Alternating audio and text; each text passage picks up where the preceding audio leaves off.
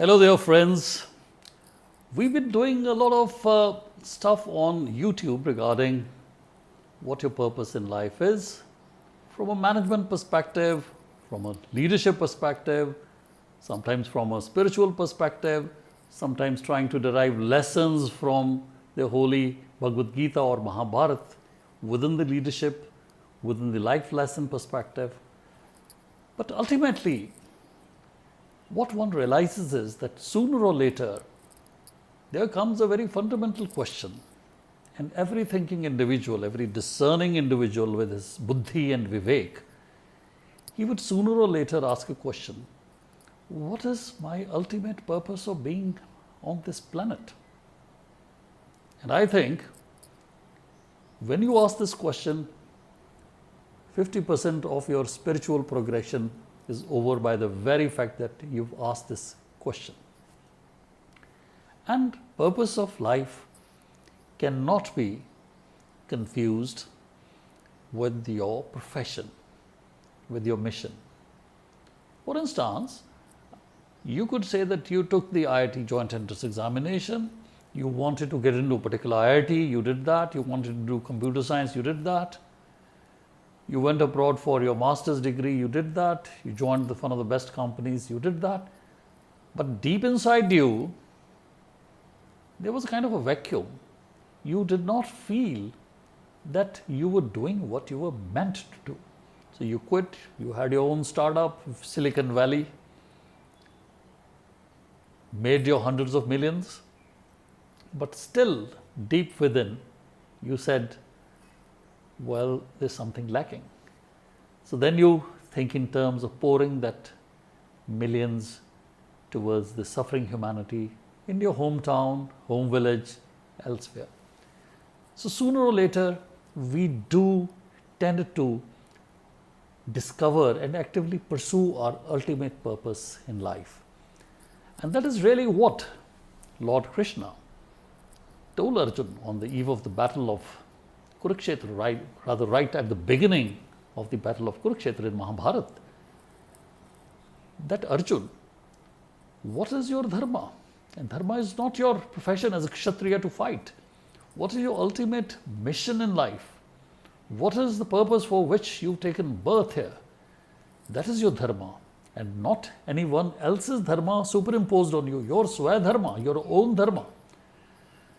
So many a time we confuse between our mission, our profession, our calling, but dharma is the ultimate purpose for which you are here. And unless you discover that, and unless you follow that, you would have and continue to have a hollow feeling inside you.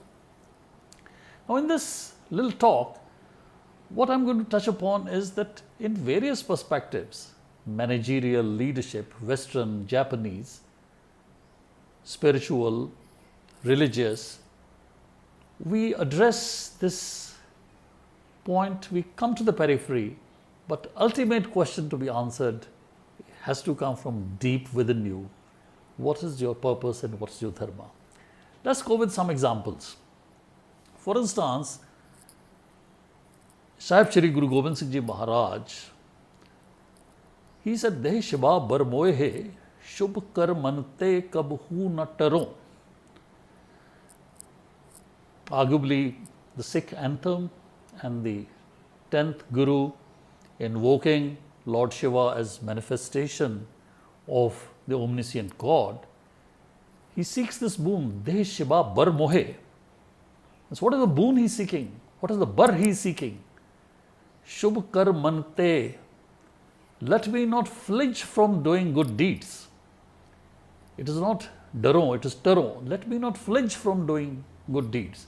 And those shubh karman are obviously in pursuit of your purpose in life. Similarly, those of you who are familiar with the Vedic, Vedantic, Upanishads, and indirectly related with Holy Bhagavad Gita, at the top of the hierarchy is Om, the omniscient God. Everything happens within this ether. Everything emerges from that. But in the hierarchy, before even body, mind and intellect come, there is something called vasanas. Now, there is no proper English word for vasanas. At least I have tried to do a bit of internet research, and the closest that one could come were unmanifested desires or vasanas. So those are lying deeply embedded in you, in your psyche, subconscious. You're a painter, but in your vasana, you might be aspiring to be a gardener. You may be a gardener, but there within the thoughts could be you want to be a soldier. So good, bad, ugly, that is immaterial. The vasanas are there. And ultimately, even Bhagawad Gita and all the holy scriptures, they tell you to dip down into something which chimes with you, resonates with you. Dip into those vasanas. Man jeete jag jeet. Conquer your mind. Suppress the vasanas which are not contributing to your purpose. And develop and flower the ones which assist you and aid you. But the condition precedent for this exercise, which has to be controlled by your mind, buddhi and vivek, is again to find and be convinced about your dharma, your swadharma, not superimposed by your parents, not superimposed by the religion that you were born in, not superimposed by a career that you chose, but something which comes from deep within you. Nikola Tesla, arguably the greatest inventor after Thomas Alva Edison, he said, he may have said it as an electrical engineer, he said that if you want to unlock the mysteries of this universe, rely on frequency, energy and vibration. Frequency, energy and vibration. So it's all about waves. Those who would have studied physics, even in elementary classes, would perhaps be familiar with the process of resonance. What resonates with you? A child is on a swing, and if you push at the right time, small little pushes, if it is in sync, will lead to bigger and bigger waves. The amplitude of the oscillation will increase. And on the other hand, if the child is coming towards you and you push, you could break a hand. So therefore, extrapolating this simple elementary phenomenon of resonance, what I want to say is that when you do the things which resonate with your own internal psyche, your vasanas, and the purpose which you have discovered to be your own, your swadharma, then life becomes easy. That is the state of bliss. You are doing your duty, and duty a higher calling. Japanese have this great concept of ikigai. Some of the greatest secrets to pursue happiness and fulfilled life are there in the Japanese philosophy. Most of it is Zen. Quite a bit of it is derived from our own Buddhist philosophy. Of course, they've added dimensions of their own. Now, ikigai, I-K-I-G-A-Y, you can easily Google it and you'll find in the images 4 Venn diagram type of things intersecting. So what are those Venn diagrams? Something which you're good at doing is one. What you love doing is another. What you're paid for is the third. And what the world needs. And all of them are intersecting. So at the intersection of these, you will find your passion, your profession, your mission, and your vocation. But bang in the middle, where all these converge, there is a small common point which is common to all of these. It is your ikigai. The world needs it. You love doing it. You're paid for it. You're good at it. Yoga, karmasu, kaushalam. You're skillful. You're kushal at it. So there lies your purpose. So therefore, even in the Japanese, ultimately in the middle of it lies your ikigai, your dharma. The challenge always is, friends, to find your own dharma, find your own ikigai. And that path is unique.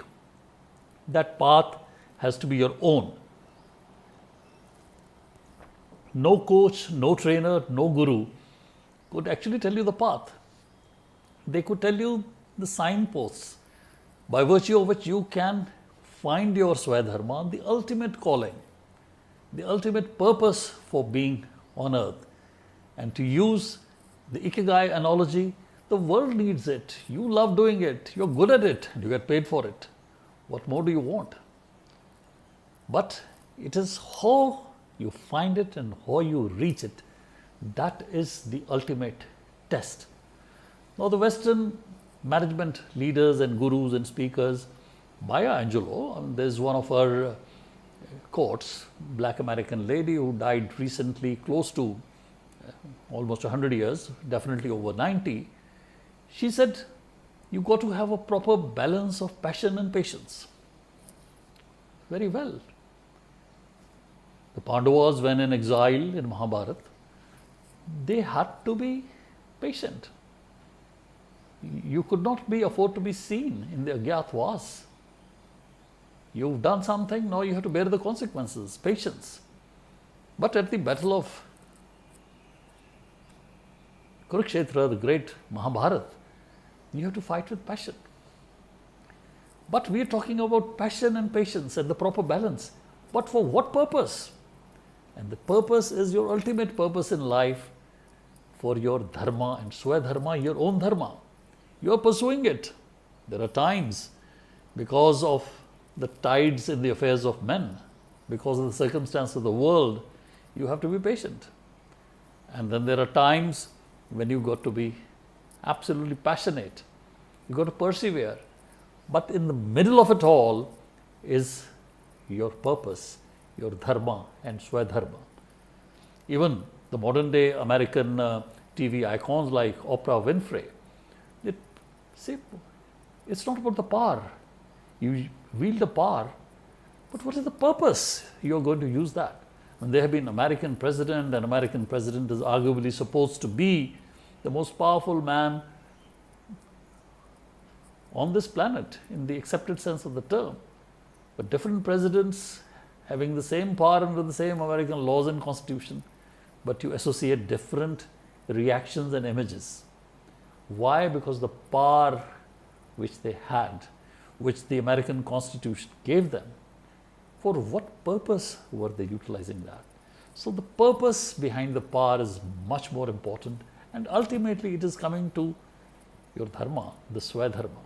The American Constitution is the same.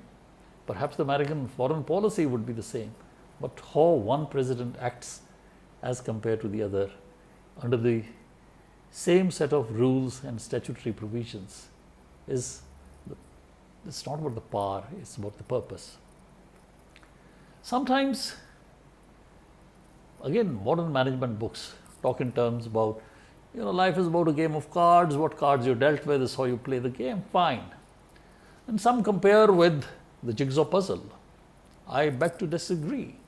In jigsaw puzzle, the final picture is predetermined.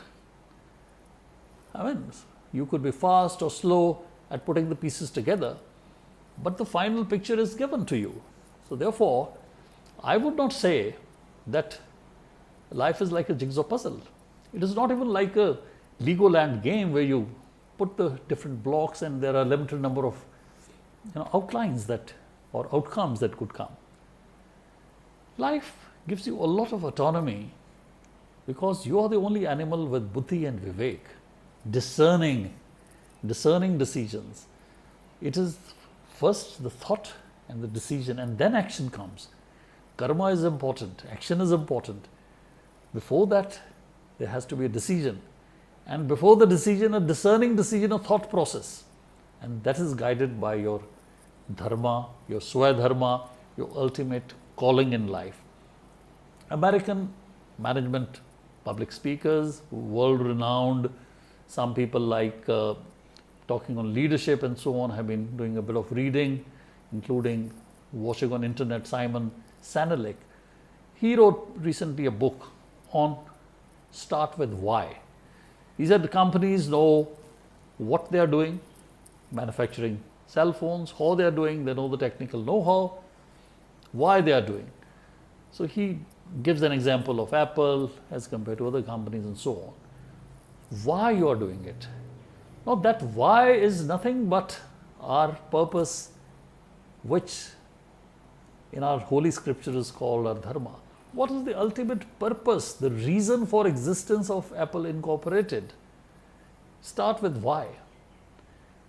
So friends, all these books, self-help, even the scriptures, they emphasize on the why, on the purpose, on the ultimate purpose, why you are there on this planet. But the challenge is that it is left to you. You may have your guru, you may have your religious belief, you may have all the consultants, but what ultimately syncs with you, what ultimately resonates with you, what is within your capacity, faculties, mental and physical, that is left for you to determine.